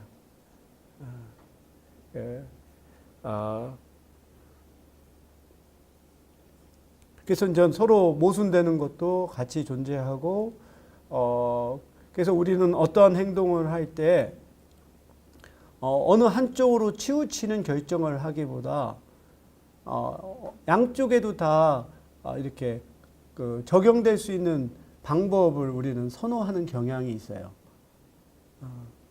예를 들어서 둘 중에서 어느 하나만을 선택해야 되는 상황이라 하더라도 우리는 두 가지가 서로 모순되고 배타적이라고 생각하기보다는 두 가지가 어떻게 연결될 수 있다라고 보는 거죠. 예를 들어서 이제 시험철이에요. 그러니까 시험 공부를 해야죠. 근데 놀고는 싶어요. 그러면은 시험 공부하는 것과 노는 것은 사실 배타적인 거죠. 그래서 제가 한 2002년에 캐나다의 토론토에서 연구년을 보낼 때 제가 이제 그 토론토 대학교 도서관에서 공부를 하다 보면 주말에 있을 때 도서관에 제일 많이 모여있는 학생들 중에 하나가 한국인 학생들이었어요. 한국인 학생들은 주말이 돼도 도서관에 와 있어요. 근데 그들이 하는 걸 보면 공부를 하지 않아요. 모여서 떠들고 놀아요. 그런 거죠. 그러니까 공부는 해야 되겠는데 하기는 싫고. 그러니까 일단은 학교에 와요. 와서 자기 친구들하고 서로 떠드는 거죠. 공부하면서 노는 것을 함께하는 이런 것들. 이러다 보니까 우리 한국인도 그렇지만 동양 사상에서는 중용이라고 하는 것이 발달해요. 중용 사상. 이 서로 다른 것이 다른 게 아니고 둘 사이를 아주 이렇게 조화롭게 결합하는 것이 올바른 것이다라고 생각하는 거죠. 그러니까 어떻게 보면은 문제의 본질을 피해 가는데 그게 또 피해 가지 않는 거라고 생각하는, 상당히 좀 이렇게 어떻게 보면은 분명하지가 않은, 만약에 서양인의 관점에서 보면 상당히 이건 모순적인 거죠. 둘 중에 하나를 선택해야 되는데 어떻게 이렇게 두 가지의 상반된 게 같이 존재할 수 있는가? 근데 동양인의 관점에서 보면은 그게 음과 양은 서로 항상 연결되어 있다라고 생각하는 그러한 사고죠. 제가 95년도에 우리 고대에 입사를 해서 했던 하나의 시즌별로 하나의 중요한 이벤트 중에 하나가, 지금은 없어졌지만 논술고사가 있었어요. 대학 입시를 할 때 학생들이 수능을 치르기도 하지만 논술 시험을 봐서 그것을 합산을 해서 이제 특히 정시 같은 데서는 선발을 하는데 그 당시에 논술은 거의 학교 전체 교수들이 참여하는 하나의 이벤트였습니다. 그래서 중앙도서관을 통째로 다 며칠간 빌려서 각 층에서 교수들이 모여가지고 학생들의 그 답을 채점을 하는 그런 행사였습니다. 그러다 보면은 이전에 만날 수 없었던 다른 과의 교수들하고도 같이 모여서 채점을 하게 되죠. 근데 이제 꼭 이런 그 논술고사라고 하는 게 답이 명확하지가 않을 수 있죠. 그래서 어떠한 그 모범 답안이 있어도 학생들이 그거와 관련이 된 것 같은데 또 그대로 쓰지 않았을 경우 어떻게 채점을 해야 될지가 문제가 되죠. 이런 경우에 교수님들이 이제 문제 제기를 하는 거예요. 이걸 어떻게 채점해야 되냐, 가이드라인이 뭐냐. 그 당시에 이 채점위원장이 사회학과의 원로교셨던 그 이미석 교수셨어요. 이미석 교수가 또 나이도 많으시고 또 존경도 받는 분이어서 이 논술고사 채점위원장을 하셨는데 그 여러 교수들이 이 문제를 어떻게 해결해야 되냐라고 이렇게 물어본 거예요. 그때 이제 사실 참 그건 어렵죠. 왜냐면 다 케이스 바이 케이스니까. 그때 이제 이미석 교수님이 하신 말씀이 탄력적으로 운영하라는 말을 하셨어요. 탄력적으로 운영하라. 근데 그게 사실 분명한 게 아니죠. 근데 제가 놀랬던 건 그 답을 듣고 많은 교수들이 야, 이거 정말 명답이다 라고 만족했다는 거예요. 사실 탄력적으로 운영하라는 게 명확한 가이드라인을 주지 않아요. 그럼에도 불구하고 교수들은 재량껏 하라는 것으로 판단을 해서 이제 이해를 했다라고 하는 거죠. 만약에 외국에서 또 서양에서 이런 상황이 된다면 아마 굉장히 분석적으로 나갔을 것 같습니다. 이것을 논술 그 고사의 답을 아마 여러 요소로 쪼갰겠죠. 어떠한 예를 들어서 문제에 대한 이해, 그다음에 글쓰기, 또 문장의 길이, 이런 식으로 또는 맞춤법 이런 각각의 요소로 나눈 다음에 각각의 요소별로 점수를 부여하고 점수별로 채점을 해서 그걸 합산하는 식으로 아마 했을 거예요. 근데 우리의 경우는 이걸 탄력적으로 운영하라는 방식으로 접근했다는 게 바로 이러한 측면을 보여준다라고 봅니다. 일본인의 의식 구조와 행동 양식을 살펴보면 고대 일문과의 교수셨던 최광 교수님이 우리가 모르는 일본이라는 책을 고려대 출판부에서 출판을 했는데요. 거기에서 최광 교수가 이제 일본인들의 문화 심리를 연구하면서 핵심적인 거라고 본 것이 바로 집단성, 이렇게 지역 집단과 직업 집단의 특징으로 나타나고 지역 공동체성, 각각의 지역이 갖고 있는, 보면 일본은 굉장히 마쓰리라고 하는 지역 축제가 발전했잖아요. 그리고 또 어떤 지역에 기반을 둔 어떤 운동 클럽들이 경쟁이 상당히 아주 인기가 있고, 또 세 번째로는 폐쇄성, 네 번째가 중충성과 다양성, 양면성과 이중성, 현세성, 화라고 하는 것으로 일본인들의 하나의 심리 코드를 이렇게 제시하고 있어요. 이 양면성, 이중성은 미국의 인류학자의 루스 베네딕트가 국화와 칼이라고 하는 책에서 얘기했던 것처럼 뭔가 이렇게 겉으로 드러나는 것과 속으로 드러나는 것이 서로가 차이가 나는. 그러니까 얼굴로는 웃지만 속으로는 이제 칼을 담고 있는 일본인들의 그런 양면성, 이중성을 이렇게 얘기하고, 그래서 일본인들의 어떤 사회 심리를 이해함에 있어서 굉장히 중요한 게 뭐냐면 자기네들에게 적용되는 원리와 남들에게 적용되는 원리가 다르다는 거죠. 그래서 자기들한테는 하나의 어떤 은혜 또는 충성 또는 연대감이라고 하는 것이 강한데 밖에 사람한테는 그게 적용이 안 되는 거예요. 그게 굉장히 일본인들의 심리에서는 굉장히 강하다라고 합니다. 특히 일본이 굉장히 이런 무사 제도가 오랫동안 지배하고 사무라이들이 정말로 이 칼로 사람들을 지배하던 시기를 경험하면서 이 일본인들은 자기보다 강력한 권력이 있는 사람들한테는 충성을 하고 자기보다 아래 사람들은 깔보는 것이 굉장히 발전했다고 그래요. 그래서 일본의 식당에 가보면은 나이가 든 종업원이라 하더라도 나이 젊은 고객이 반말로 하는 것이 상당히 일상적이에요. 그리고 그 종업원의 입장에서는 자신은 나이와 상관없이 자기가 이 고객한테 서비스를 하는 것이 당연한 것으로 여겨지는 굉장히 이렇게 위계적인 것이 강하게 되는 거죠. 그러다 보니까 일본이라고 하는 나라도 그렇고 일본인들은 자기보다 센 사람한테는 굴복을 하는 반면 자기보다 낮은 약한 사람은 짓밟으려고 하는 것이 굉장히 강하다고 합니다.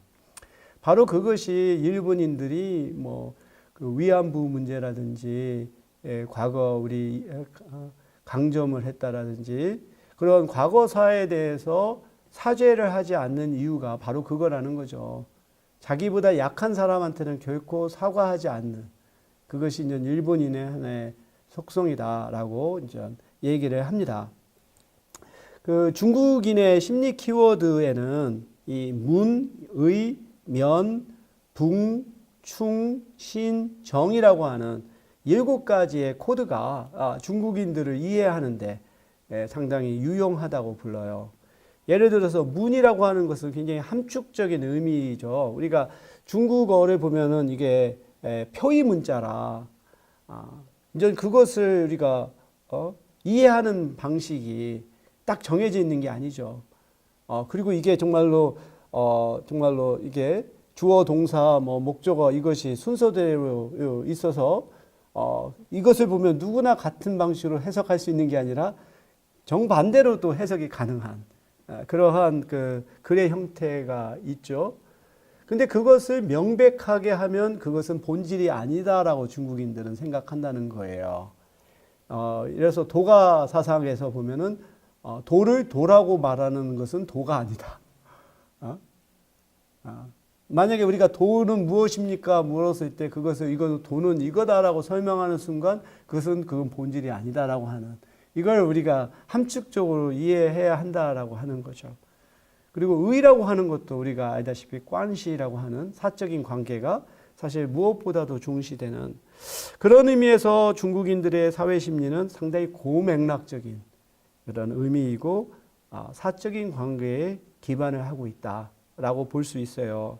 그래서 우리가 짧은 시간에 사실 한국인, 중국인, 일본인의 사회 심리를 다 같이 볼 수는 없지만 우선 이렇게 대표적으로 그러한 차이들이 있다는 걸 알 수가 있는데요. 저는 현 시점에서 문화 간의 상호 이해를 위해서 비교문화 심리학과 문화 심리학은 어느 때보다 상당히 필요하고 또 유용하다고 생각을 해요. 지금 우리 한반도를 둘러싼 동아시아를 보면 정말로 갈등과 대립과 또 알력과 편견과 이런 것들로 가득 차 있죠. 근데 우리가 사실 추구해야 되는 것은 평화와 협력의 동아시아 공동체를 만들어 가야 되는데 지금 우리 앞에 가로막혀 있는 많은 이 군사적인, 정치적인 또 경제적인 이 갈등 이게 사실 굉장히 풀어가기 어려운 것이죠. 이러한 상황에서 저는 이 상호 이해라고 하는 것이 그러한 갈등과 대립을 풀어갈 수 있는 하나의 열쇠라고 생각을 해요. 그래서 동아시아에 있는 각국의 사람들이 주변 국가의 역사나 문화나 사회의 심리를 이해할 필요가 있다라는 거죠. 하지만 지금 우리의 교육 과정을 보면 중고등학교뿐만 아니라 대학 교육에서조차 삼국이 하나같이 다 국민국가의 그 프레임 안에서 그 나라의 역사나 문화만이 마치 위대하고 우월한 것으로만 배우지 주변 국가의 어떤 역사 문화를 좀 더 우리가 이렇게 비교 문화적 관점에서 보는 게 너무 부족하죠. 그래서 저는 앞으로 우리나라의 특히 대학 교육과 같은 고등교육에 있어서 커리큘럼에서 바로 이러한 비교 문화적인 것이 늘어나야 된다고 봐요. 그런 면에서 우리가 비교 문화 심리나 문화 심리가 필요하고, 또 한 가지는 사회 심리는 이 토양과도 같아요. 그래서 같은 나무라도 어떤 토양에 심느냐에 따라 잘 자라기도 하고 금방 죽을 수도 있어요. 그래서 우리가 동일한 제도라 하더라도 그 제도가 제대로 작동하기 위해서는 그 토양에 대한 이해가 필요한 거죠. 그래서 그 사회의 사람들이 어떠한 생각을 하고 어떻게 행동하는지 제대로 이해를 해야 어떠한 제도도 잘 발전할 수가 있는 거죠. 뭐 자본주의라든지 민주주의라든지 등등 이런 것들도 사실 미국에서 실현되는 것과 한국에서 실현되는 것은 차이가 있을 수도 있겠죠. 그렇다고 한다면 기본적인 원칙은 우리가 지키면서 보다 효율적으로 운영할 수 있는 방법은 우리가 모색할 수가 있는 거죠. 그리고 끝으로 지금 현재 우리가 살아가는 사회는 초국가 시대죠. 더 이상 민족 또는 국민, 국가의 경계에 갇히지 않고 여러 이런 국가와 문화를 우리가 왕래하면서 살아가는 그러한 시대에 살고 있고, 또 우리가 사는 사회는 더 이상 단일 민족, 단일 문화 사회가 아닌 다문화 사회이죠. 이러한 상황에서 개별 문화를 인정하고 존중하면서 또 문화적 차이에서 또 사회 통합을 이끌어낼 수 있는 이런 지혜와 실천이 어느 때보다 중요하다고 생각합니다.